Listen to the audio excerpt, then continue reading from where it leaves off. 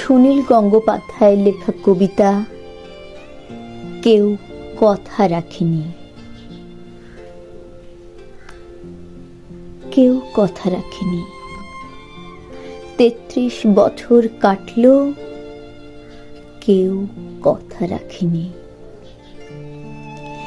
ছেলেবেলায় এক বষ্টমী তার আগমনী গান হঠাৎ থামিয়ে বলেছিল, শুক্লা দ্বাদশীর দিন অন্তরাটুকু শুনিয়ে যাবে।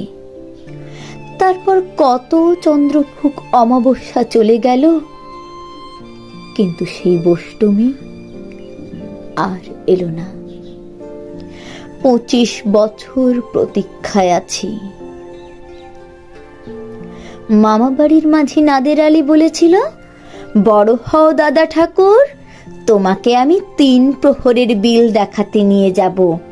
সেখানে পদ্ম ফুলের মাথায় সাপ আর ভ্রমর খেলা করে। নাদের আলী, আমি আর কত বড় হব? আমার মাথা এ ঘরের ছাদ ফুঁড়ে আকাশ স্পর্শ করলে তারপর তুমি আমায় 3 প্রহরের বিল দেখাবে?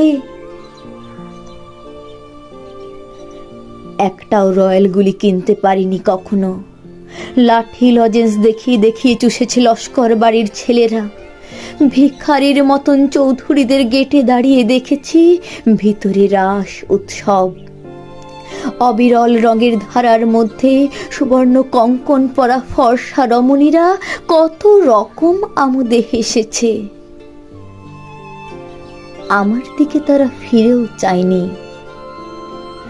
বাবা আমার কাঁধ ছুঁয়ে বলেছিলেন, দেখিস একদিন আমরাও। বাবা এখন অন্ধ, আমাদের দেখা হয়নি কিছুই। সেই রয়্যালগুলি, সেই লাঠি লজেন্স, সেই রাস উৎসব আমায় কেউ ফিরিয়ে দেবে না। বুকের মধ্যে সুগন্ধি রুমাল রেখে বরুণা বলেছিল, যেদিন আমায় সত্যিকারের ভালোবাসবে সেদিন আমার বুকেও এরকম আতরের গন্ধ হবে। ভালোবাসার জন্য আমি হাতের মুঠোয় প্রাণ নিয়েছি। দুরন্ত ষাঁড়ের চোখে বেঁধেছি লাল কাপড়। বিশ্ব সংসার তন্ন তন্ন করে খুঁজে এনেছি 108টা নীল পদ্ম। তবু কথা রাখেনি বরুণা। এখন তার বুকে শুধুই মাংসের গন্ধ। এখনো সে যে কোনো নারী। কেউ কথা রাখেনি।